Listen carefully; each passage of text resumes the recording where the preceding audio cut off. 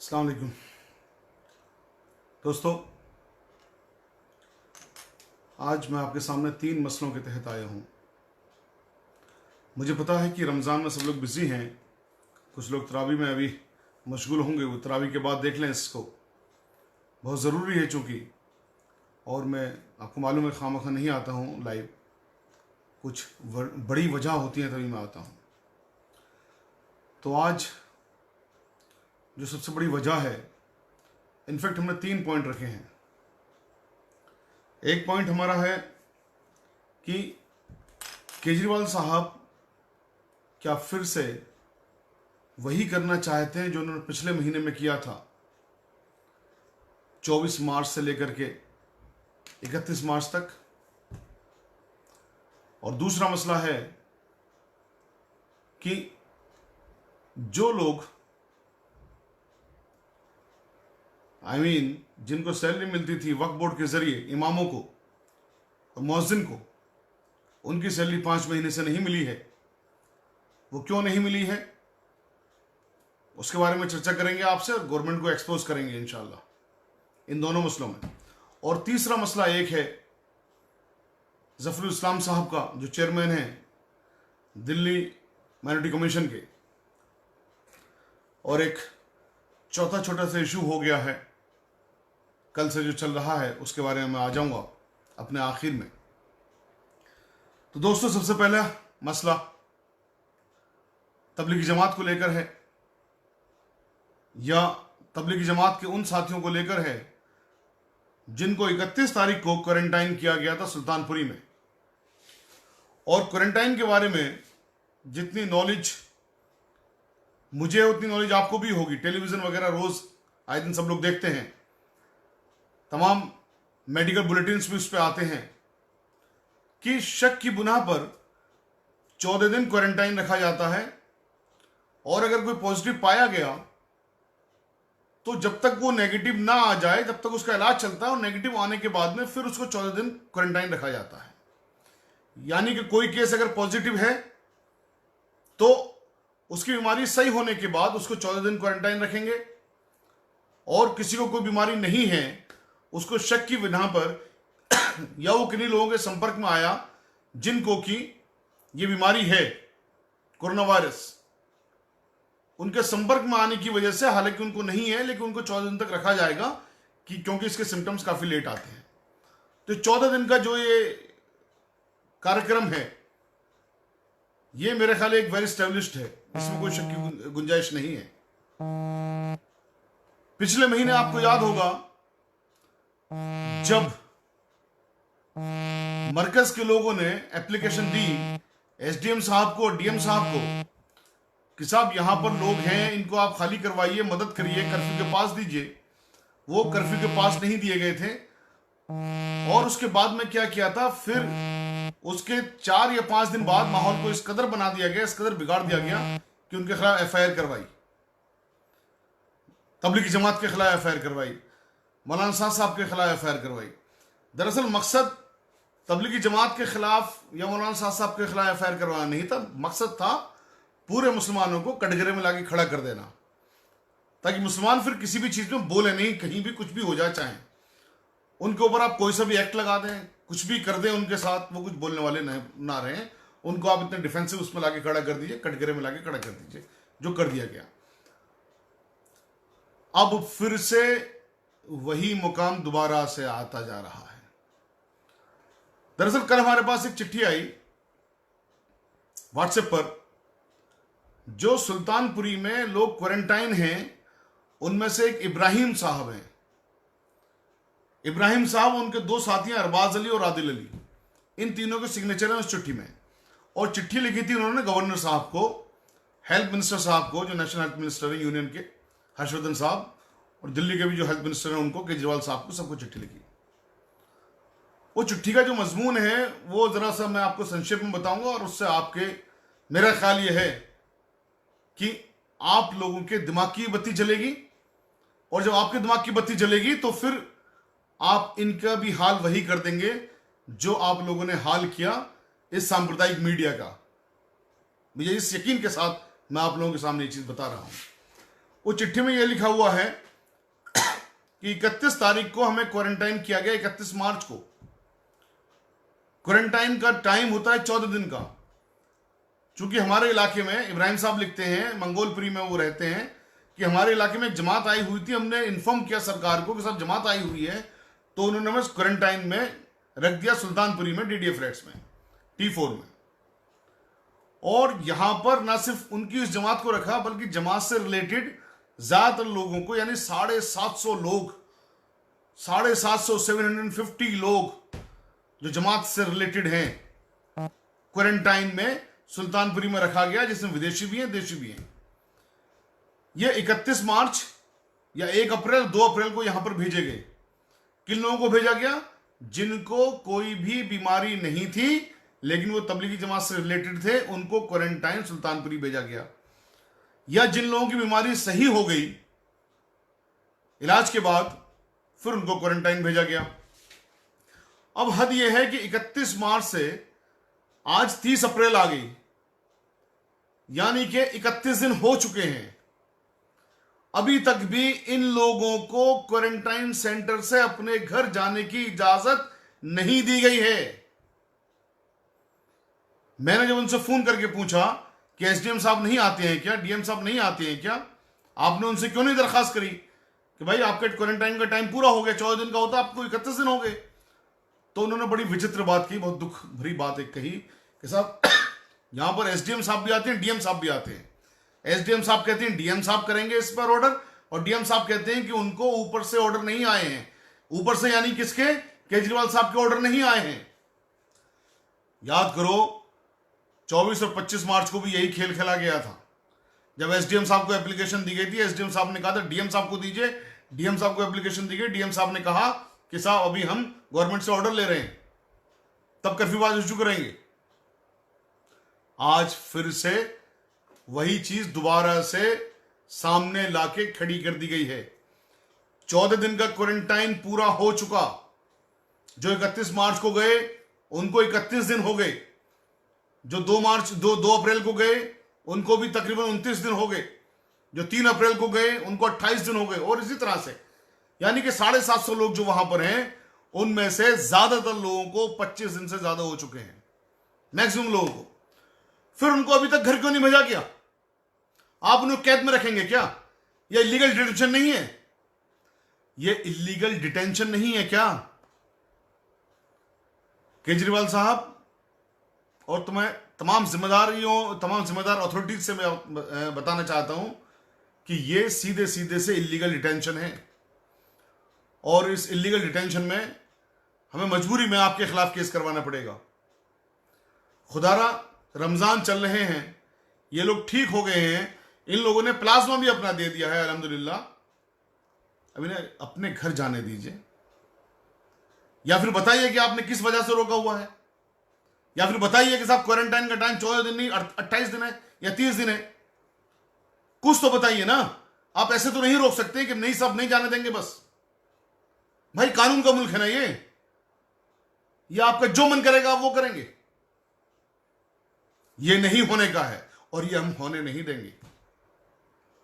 आपको बताना होगा कि आपने इनको इलीगल डिटेंशन में क्यों रखा हुआ है, वरना ऑनरेबल हाई कोर्ट जाएंगे, ऑनरेबल सुप्रीम कोर्ट जाएंगे, और उसमें फिर उसके जो भी नताइज निकलेंगे उसके जिम्मेदार भी आप ही होंगे। हम आपको चेता रहे हैं, हम आपसे रिक्वेस्ट कर रहे हैं आज कि खुदारा इन लोगों की अगर गलती नहीं है, इन लोगों की बीमारी ठीक हो गई है, ये लोग बीमार नहीं हैं, आपके पास तमाम डॉक्यूमेंट्स मौजूद हैं, तो इनको इनके घर जाने दीजिए। और अगर ये लोग अभी भी बीमार हैं तो आप बताइए कि वो जो रिपोर्ट्स उनके पास हैं, 3 बार उनकी कोरोना की रिपोर्ट नेगेटिव आ चुकी है, 3 बार। जब पहली बार आई तो कहा दोबारा आएगी तो भेजेंगे, दोबारा आई तो फिर कहा तिबारा आएगी तो भेजेंगे, तिबारा भी आ चुकी। कितनी बार आप क्वारंटाइन की रिपोर्ट्स लेंगे? दूसरी बात, आपने जो खेल खेला तबलीगी जमात को बदनाम करने का, लेकिन अल्लाह ताला कुरान में कहता है ना कि तुम जितनी चालाकियां करते हो, तुम अपने आप को जितना चालाक समझते हो करो, और मैं बेहतरीन चालाकी करने वाला हूं। तो अल्लाह ताला ने क्या किया? एक शेर के साथ मैं उस चीज़ को कहना चाहूँगा। उससे पहले मैं बता दूं कि देखिए, इन्हीं जमातियों ने जिनको रात दिन बदनाम किया गया, बुरा भला कहा गया, इनको तालिबानी कहा गया, इनको फिदायीन कहा गया, इनको आतंकवादी कहा गया, इनको जिहादी कहा गया, अल्लाह ने इन्हीं जमातियों के खून में वो चीज़ पैदा कर दी और हमारे साइंसदानों के दिमाग में वो चीज़ डाली कि इनके प्लाज्मा से जो लोग सही हुए हैं, हमारे लोग सही हो सकते हैं जो बीमार हैं। अल्हम्दुलिल्लाह वो सही हुए हैं और तमाम तबलीगी जमाती अपना प्लाज्मा दे रहे हैं जो भी इस बीमारी से बाहर आ गए हैं। तो तबलीगी जमातियों के लिए जिन लोग अपना प्लाज्मा दे रहे हैं, और केजरीवाल साहब जो आपने पूरे का पूरा एपिसोड किया, आप लोगों की सबकी नजर एक शेर है, सभी ने मुझ पे ही जब तोहमते वबा रख दी, सभी ने जब मुझ पे ही तोहमते वबा रख दी, तो मेरे खून में अल्लाह ने शिफा रख दी। अल्लाह अकबर। ये अल्लाह की शिफा रखी हुई है कि प्लाज्मा आज इन्हीं लोगों का लिया जा रहा है जिनको आप लोगों ने इल्जामात लगाए थे। अब मैं अपने दूसरे पहलू पर या दूसरे सब्जेक्ट पर, दूसरे इशू पर मैं आ रहा हूं। वो इशू है कि पिछले 5 महीने से दिल्ली में मौज़िन और इमामों को तनख्वाह नहीं दी गई है। देखिए, मौज़िन और इमामों को तनख्वाह वक्फ बोर्ड देने का काम करता है और वक्फ बोर्ड में तमाम पैसा वो आपका और हमारा है। वो हमारे बड़े बूढ़े अपनी ज़ायदातें छोड़ गए हैं और इतनी छोड़ गए हैं कि अगर मैं वक्फ की प्रॉपर्टियों को मार्केट वैल्यू में तब्दील करूं तो तकरीबन हर हिंदुस्तानी मुसलमान, चाहे वो अभी मां के पेट के अंदर ही क्यों ना हो, रुपए की प्रॉपर्टी का मालिक है। तो तनख्वाह हमारे वक्फ बोर्ड से दी जाती है, किसी और से नहीं दी जाती है। केजरीवाल साहब फिर 5 महीने से तनख्वाह क्यों रोकी हुई है? कोई जवाब है इसका आपके पास?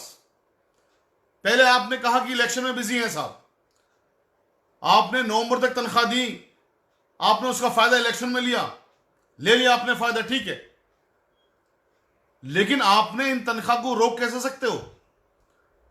कल हमारी चेयरमैन साहब से बात हुई, जो भूतपूर्व चेयरमैन है अमानतुल्लाह साहब, उन्होंने बहुत क्लियरली कहा और बड़े साफ अल्फाजों में उन्होंने क्या कहा कि 14.5 करोड़ रुपया वक्फ बोर्ड के अकाउंट में है, तनख्वाहें दी जा सकती हैं, लेकिन तनख्वाहें नहीं दी गई हैं।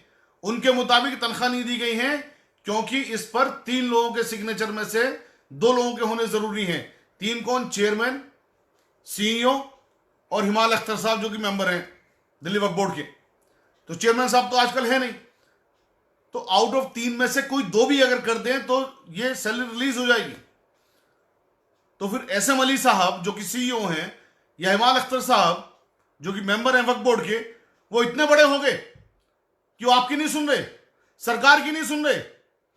अगर केजरीवाल साहब चाहेंगे इस चीज पर कि इनको तनख्वाह रिलीज हो, तो बताइए सीईओ साहब की हिम्मत हो जाएगी फाइल को सिग्नेचर ना करें, या हिमाल अख्तर साहब की हिम्मत हो जाएगी फाइल को सिग्नेचर ना करें? ये अपनी चीजें, अपनी गलतियां और अपनी खामियों का ठीकरा दूसरे पे फोड़ने वाली बात है। केजरीवाल से भी आपकी मिनिस्ट्री, आपकी जिम्मेदारी है, आप चीफ मिनिस्टर हैं यहां के दिल्ली के, आप अलग नहीं कर सकते कि साहब एसएम अली साहब सिग्नेचर नहीं कर रहे हैं।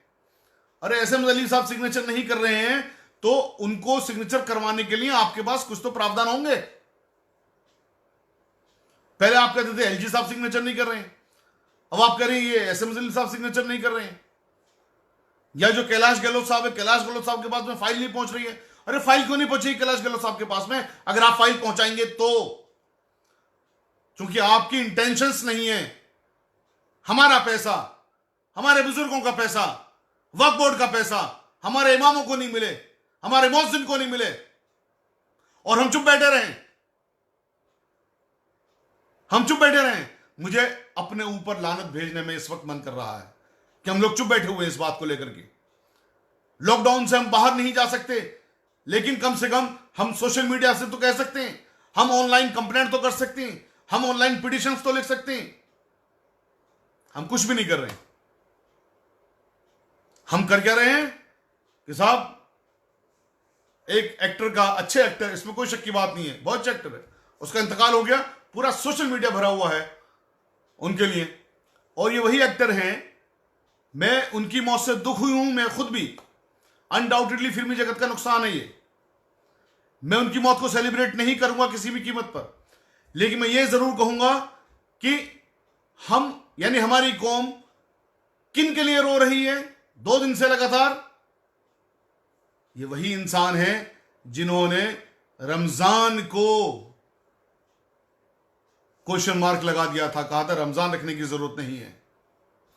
ये वही साहब थे जिन्होंने कुर्बानी की अपोजिशन की थी, और इस कदर अपोजिशन की थी इन्होंने, फिर उसके बाद में इन्होंने मुहर्रम की अपोजिशन की, और इस कदर अपोजिशन की कि 2 साल तक कौम को, इस मुल्क की कौम को, इन जो हेट मॉन्गर्स हैं उनसे लड़ना पड़ा। इनके द्वारा जो इशू क्रिएट किए गए थे उसकी वजह से, जब इन हेट मॉन्गर्स ने कहा कि इरफान खान साहब तो मुसलमान है ना, वो ये बात कहते हैं कि रमजान के बारे में आपको दोबारा सोचना चाहिए, कुर्बानी के बारे में आपको दोबारा सोचना चाहिए, मुहर्रम के बारे में आपको दोबारा सोचना चाहिए, तो आप क्यों नहीं सोचते हो? इन्हीं की बयान की वजह से फिर सुप्रीम कोर्ट तक में पिटीशन गई थी, हाई कोर्ट तक में पिटीशन गई थी, लेकिन हमारी कौम खड़ी हो जाती है उनके लिए ही। भाई 5 महीने से मौजिन को तनख्वाह नहीं मिल रही, हम नहीं बोल रहे। क्वारंटाइन में 31 दिन से लोग बंद हैं वहां पर, हम नहीं बोल रहे। और अभी जफरुल इस्लाम साहब ने एक ट्वीट किया था जिसमें उन्होंने ये कहा था कि हिंदुस्तानी मुसलमान अगर मुस्लिम जगत के पास चले गए या अरब जगत के पास चले गए कंप्लेंट करने, तो फिर क्या होगा? हम जफरुल इस्लाम साहब के स्टेटमेंट को सही माने या ना माने वो एक अलग बात है, लेकिन मीडिया ने क्या दिखाना शुरू कर दिया कि जफरुल इस्लाम साहब जैसे देशद्रोही हैं, देशद्रोह का उन्होंने बयान दे दिया। अरे यही जफरुल इस्लाम साहब हैं जो कि अरब में जाकर के खुद उन लोगों को बुरा भला बोल के आए थे, और हमारे मुल्क की हिफाजत के लिए, हमारे मुल्क के फख्र के लिए, हमारे मुल्क की इज्जत के लिए इन्होंने सब कुछ दांव पे लगा दिया था अपना। लेकिन जब मीडिया में पूरी तरह से दुष्प्रचार हो रहा है, जब मीडिया में रात दिन गालियां बकी जा रही हैं मुसलमानों को, तबलीगी जमात का बहाना लेकर के, हर आदमी का दिल रो रहा है। अगर उस इंसान ने कह दिया कि साहब हमने उन्हीं को कंप्लेंट कर दी तो क्या होगा? क्योंकि एक मीडिया यह भी दिखा रही है कि अरब वर्ल्ड ने कुछ हेट मॉन्गर्स के खिलाफ जो वहां पर काम करते उनके खिलाफ एक्शन लिया। उस एक्शन के मद्देनजर उन्होंने ये बात कर दी, तो इस मुल्क का मुसलमान जफरुल इस्लाम साहब के लिए एक स्टेटमेंट नहीं लिख रहा, और इस मीडिया ने, जो हेट मॉन्गर्स हैं, इस सांप्रदायिक मीडिया ने बाकायदा डिबेट चलानी शुरू कर दी कि जफरुल इस्लाम साहब को क्यों नहीं हटा देना चाहिए, उनको क्यों नहीं बर्खास्त कर देना चाहिए केजरीवाल साहब ने, उनको फौरन चेक करना चाहिए, वो संवैधानिक पद पर कैसे रह सकते हैं।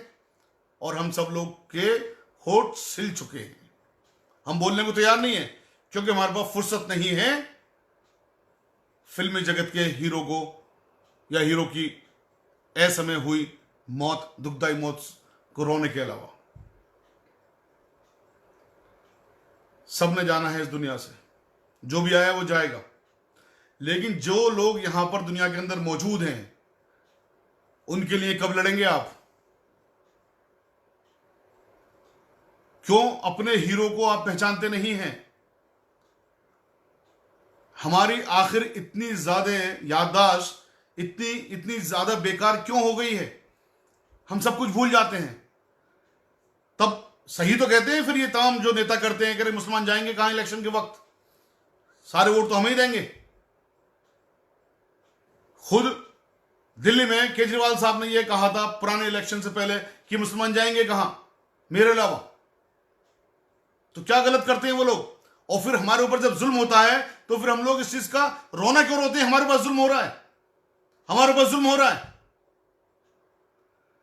जब हम अपने असली हीरो को पहचानेंगे नहीं, जिस जफरुल इस्लाम ने लगातार आवाजें उठाई, मैं उनका व्यक्तिगत तौर से बहुत खिलाफ हूं, लेकिन उस इंसान ने आवाज उठाई एक चेयरमैन होने के नाते, जब परवेज शर्मा ने कहा कि दिल्ली की तमाम मस्जिदें या ज्यादातर मस्जिदें इल्लीगल हैं, उनको तोड़ देना चाहिए।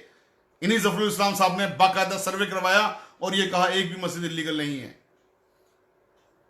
जब खिड़की मस्जिद की बात हुई कि खिड़की मस्जिद मस्जिद नहीं है बल्कि राणा प्रताप का या किसी प्रताप का किला है, तो इन्हीं जफरुल इस्लाम साहब ने इस पर सो मोटो एक्शन लेकर के इंक्वायरी करी और ये कहा कि नहीं साहब ये मस्जिद है।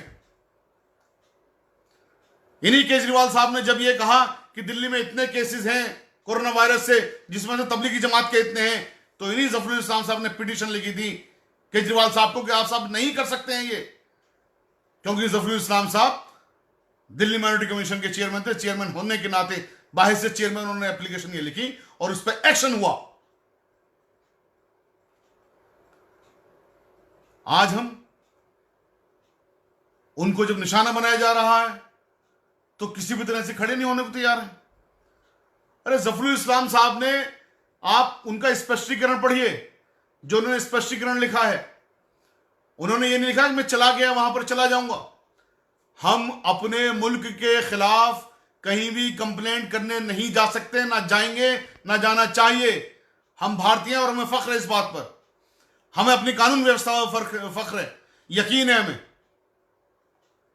और मैं फिर बता रहा हूं कि हमें आज तक जितने भी जुल्म और सितम हमारे साथ होते हैं ना, उसकी वजह यही है कि हम अपने असली हीरोज को नहीं पहचानते हैं। हम अपने असली हीरोज को नहीं पहचानते हैं, हम कानून की मदद नहीं लेते हैं, हम उल्टे सीधे बयानात में आ जाते हैं। हमने सबसे पहला काम, थोड़ी सी कानून की नॉलेज लीजिए, अपनी हिम्मतों को जगाइए। जो लोग आपके लिए बोलते हैं उनके लिए आप अपना सीना तान के खड़े हो जाइए कि उन पे कोई भी आंच आएगी तो सबसे पहला सीना आपका होगा। वरना आज की डेट में 2 या 3 लोग बोल रहे हैं, कल हो सकता है 2-3 लोग भी ना बोले। क्या चाहते हो? कोई भी ना बोले। जब हीरो के लिए हम रात दिन रोएंगे और इस कदर रोएंगे कि पूरा सोशल मीडिया आंसुओं से भर देंगे, और जो हक की बात है उसके लिए एक पोस्ट नहीं लिखेंगे, एक कंप्लेंट नहीं करेंगे, एक पिटीशन नहीं लिखेंगे, एक आवाज नहीं देंगे, तो ये 2-4 लोग बोल रहे हैं ना, उनकी हिम्मतें टूट जाएंगी। फिर कहते रहना, दोष देते रहना। न्याय प्रणाली बुरी नहीं है, कानून बुरा नहीं है, हम लोग बुरे हैं। हम लोग कोई भी काम दिल से या दिमाग से नहीं करना चाहते हैं, भावुक होते हैं। जरा सी देर में हमारे रात दिन के उनके गुनाह भूल जाएंगे, रात दिन का अपमान भूल जाएंगे। एक किसी ने हमारी तरफ शफकत का हाथ रख दिया, फौरन उसकी तरफ हो गए।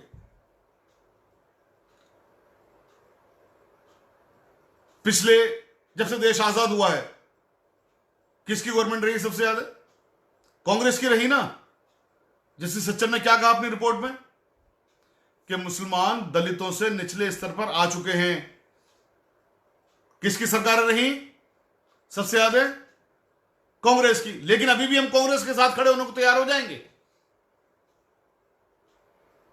केजरीवाल साहब पिछले 5 साल से 6 साल से तकरीबन लगातार जुल्म सितम कर रहे हैं, हम उनके साथ खड़े होने को तैयार हो जाएंगे। मेरे कहने का यह मतलब बिल्कुल नहीं है कि हम बीजेपी के साथ चले जाएंगे।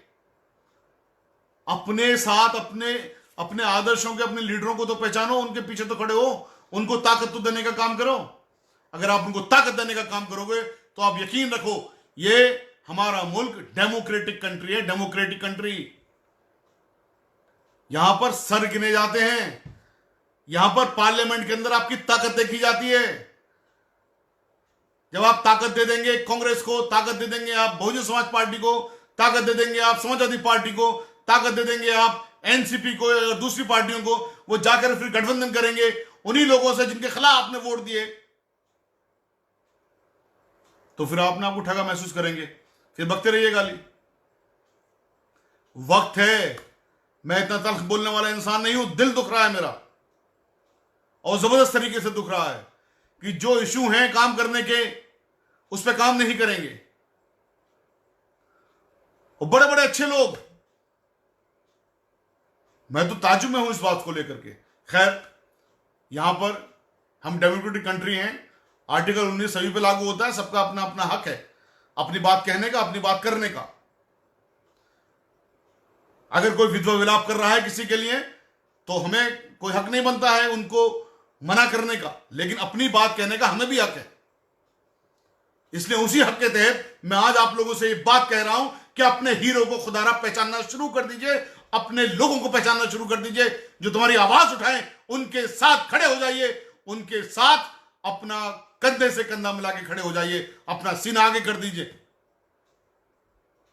फिर देखिए कैसे आपके साथ इंसाफ होता है, फिर देखते हैं कौन आपके खिलाफ ना इंसाफी कर लेगा।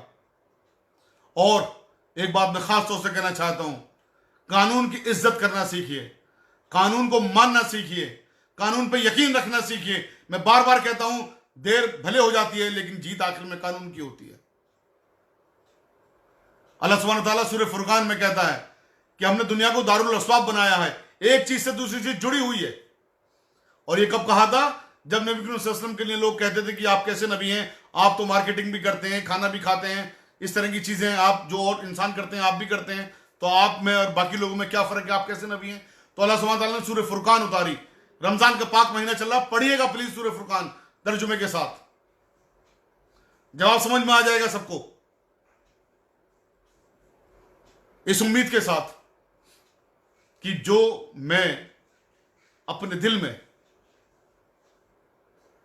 लेके बैठा हुआ था आप लोगों के सामने, मेरा हकीकत में आज मन कर रहा फुट फुट के रोने का, यानी मैं कैसे अपना को कंट्रोल कर रहा हूं। मेरा फर्ज यहीं पर खत्म हो जाता है, मैंने अपनी बात कह दी, इससे ज्यादा का मेरा फर्ज नहीं है। अल्लाह सुब्हानहू व तआला कुरान में भी यही कहता है कि हमने तुम्हें किसी के ऊपर सुपरिटेंडेंट नहीं लगाया है, बस आप अपनी बात कह दीजिए, दैट्स ऑल। तो अब आप जाने, अल्लाह सुब्हानहू व तआला जाने। मेरी बात बुरी लगी हो तो जरूर फिर इस बारे में सोचिएगा जो मैंने कहा है।